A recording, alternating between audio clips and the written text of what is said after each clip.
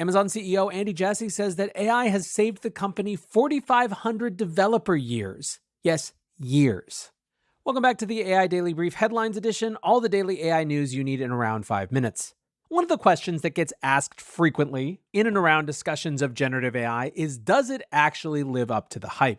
Obviously, we spend a lot of time exploring that here, but sometimes you just have to listen to the companies that are implementing it to get a sense of just how big a change this is making.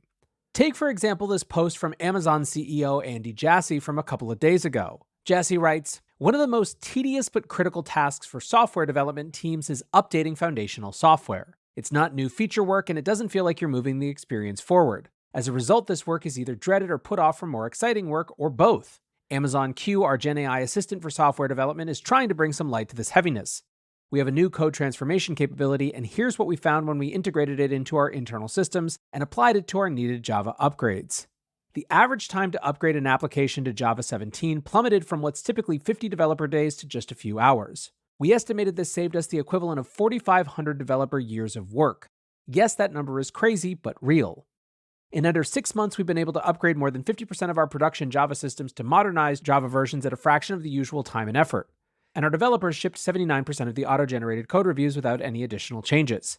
The benefits go beyond how much effort we've saved developers.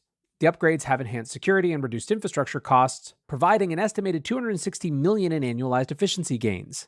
This is a great example of how large-scale enterprises can gain significant efficiencies in foundational software hygiene by leveraging Amazon Q. It's been a game changer for us, and not only do our Amazon teams plan to use this transformation capability more, but our Q team plans to add more transformations for developers to leverage."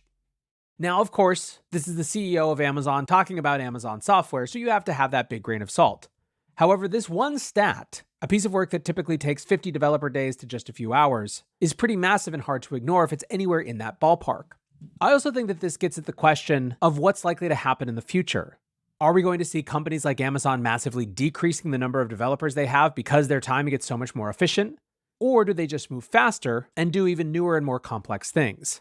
My guess is that the companies that win will not be the ones who think about AI primarily as a cost-saving technology, but instead those who use it to race out ahead and do new amazing things. Speaking of speeding things up, Grok 2 has apparently gotten a speed increase. Grok 2 is, of course, the latest version of xAI's AI software that is accessible through X, formerly Twitter.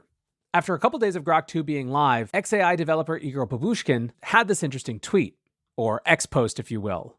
They wrote, "Grok 2 Mini is now 2x faster than it was yesterday. In the last 3 days, 2 developers rewrote our inference stack from scratch using SGLang. This has allowed us to serve the big Grok 2 model, which requires multi-host inference at a reasonable speed. Both models didn't just get faster, but also slightly more accurate."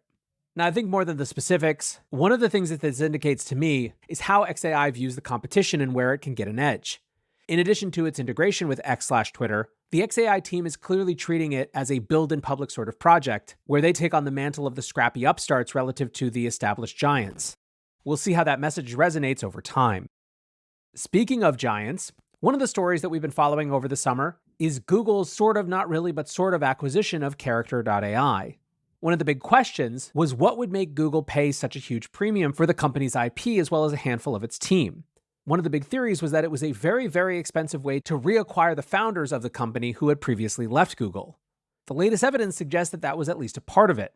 Noam Shazir, the former CEO of Character.ai, has announced as the new co-technical lead on Google's Gemini, which is similar to Microsoft's soft acquiring Inflection and installing Mustafa Suleyman to run their internal AI program at Microsoft as well.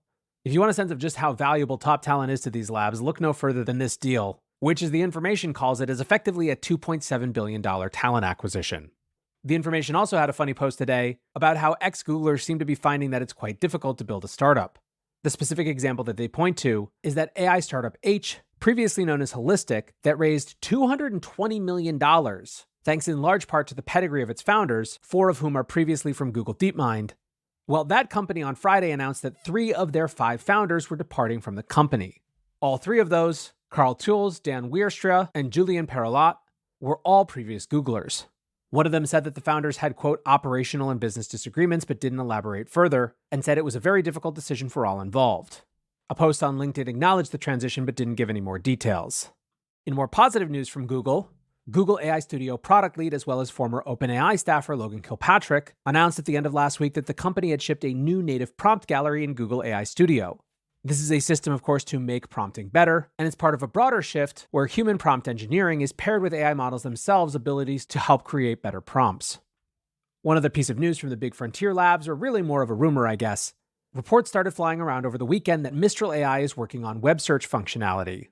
Now, this would not be that surprising as this is commonplace across comparable models, but still represents an upgrade for this set of models, which is very popular with developers. Now, speaking of popular, and closing on the latest piece of evidence around bubble or not, over the weekend, TechCrunch wrote a piece called "VCs are so eager for AI startups they're buying into each other's SPVs at high prices." Here's how TechCrunch describes it. The secondary market is where existing shareholders such as startup employers or VCs who bought shares directly from a startup in a fundraising round can sell some of their shares to others. But because private companies like startups have a say in who can own their shares, many VCs are locked out. The VCs that do have access are setting up SPVs and selling access to their shares to other VCs or investors of their choosing, such as high net worth individuals who are accredited investors. However, as TechCrunch points out, this is different than actually buying shares of the startup stock. It's buying shares of the special purpose vehicle that controls a certain number of shares. And apparently these special purpose vehicles are selling at a premium to the underlying.